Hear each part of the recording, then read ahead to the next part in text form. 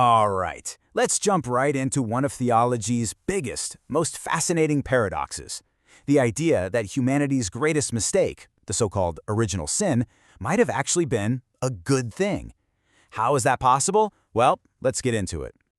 So, this is the question at the heart of it all. For thousands of years, the story of Adam and Eve in the garden has been told as a tragedy, right? The source of all our pain and suffering. But what if there's another way to look at it? What if it wasn't a mistake at all, but a crucial, necessary step forward for all of us? And you know what?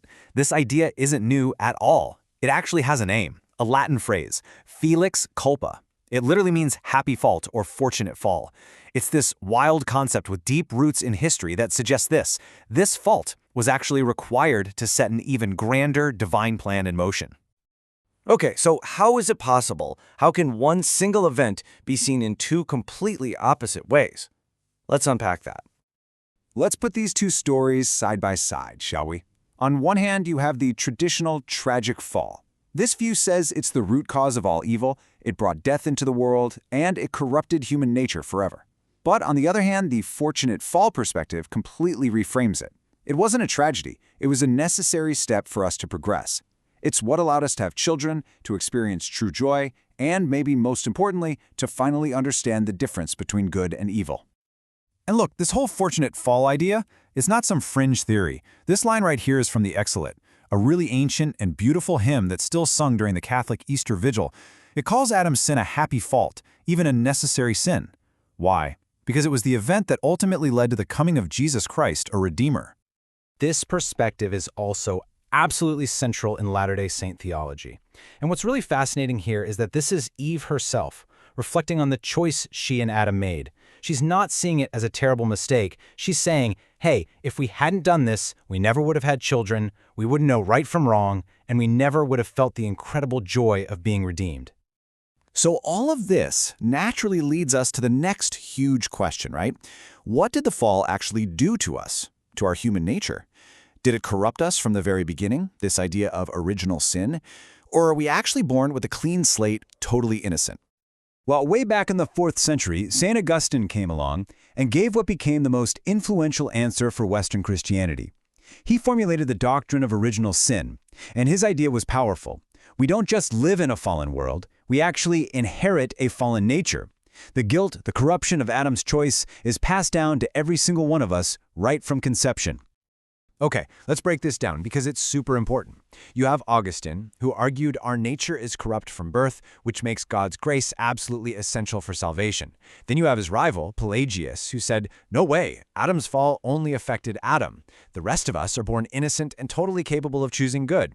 And then Latter-day Saint theology kind of charts a third path. It says we're born into a fallen world. We experience death and challenges, but we ourselves are born innocent of that first sin, all thanks to Christ's atonement.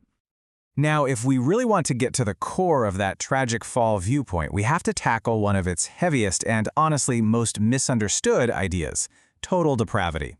It sounds really extreme, I know, but what it means in theology is actually very, very specific.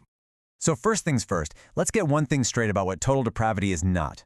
It does not mean that every single person is as evil as they could possibly be. I mean, think about it. Even the most wicked person you can imagine could, in theory, have done something even worse. So that's not what we're talking about here. Here's a really powerful way to picture it. Imagine a clean glass of water, and you put a single drop of poison into it. The whole glass is now contaminated, right? Every molecule of water is touched by the poison. You could always add more poison, sure, but the point is the whole thing is already tainted. That's the difference. It's not about the degree of sinfulness, but the extent of its corruption. And that's exactly why a lot of theologians today actually prefer a different term, radical corruption. The word radical comes from the Latin word radix, which means root, and that's the whole idea. Sin isn't just a few bad actions on the surface, it's something that has gotten down to the very root of who we are, affecting everything, our minds, our will, our hearts. Okay, so what does that actually mean for us? What are the effects? Well, according to this doctrine, it means our natural mind, before any kind of divine intervention, is actually hostile to God. It doesn't want to submit to God's law. And here's the kicker, it cannot submit. It's not about being smart enough. It's about a fundamental lack of moral ability to please God on our own. And this idea, this moral inability, it isn't just some theological theory. It's rooted right in Scripture. You see it here, in this quote from Jesus himself. He says that no one has the power within themselves to come to him. It's a gift. It's something that has to be given, enabled by God the Father. Okay, so after all that deep theology, we finally arrive at the big one, the path to salvation. Because, as you're probably starting to see, how you view the very beginning of the human story is going to dramatically shape how you view the solution. Let's connect these dots. And what you start to see are two totally different paths that fork out from this one single event in the garden. If you see the fall as a tragic accident that left us broken and helpless, then salvation has to be a divine rescue mission, right? God has to step in and save us. But if you see the fall as a necessary part of a divine plan for our growth, then salvation looks more like a divine plan for our progression, a journey that's made possible by Christ. So what this all boils down to is the how of salvation. If humanity is truly morally unable to choose God, then salvation has to be a work of God and God alone.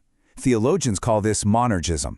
But if you believe that humanity still has moral agency, the ability to choose, then salvation becomes more of a cooperative effort. That's called synergism, where our choice, which is enabled by God's grace, plays a real crucial role. And at the end of the day, that's what this is all about. This isn't just some dusty old academic debate. The way you view what happened in the Garden of Eden, whether you see it as a tragedy or a necessity, fundamentally shapes everything else you believe about who we are, who God is, and what our ultimate purpose and destiny really are. Which brings us full circle, right back to where we started, but now with a question for you to really think about. Is human nature a fallen ruin, something that's broken and just needs to be rescued? Or is it more like a developing soul on a difficult, sometimes painful, but ultimately necessary journey? How you answer that, well, it changes everything.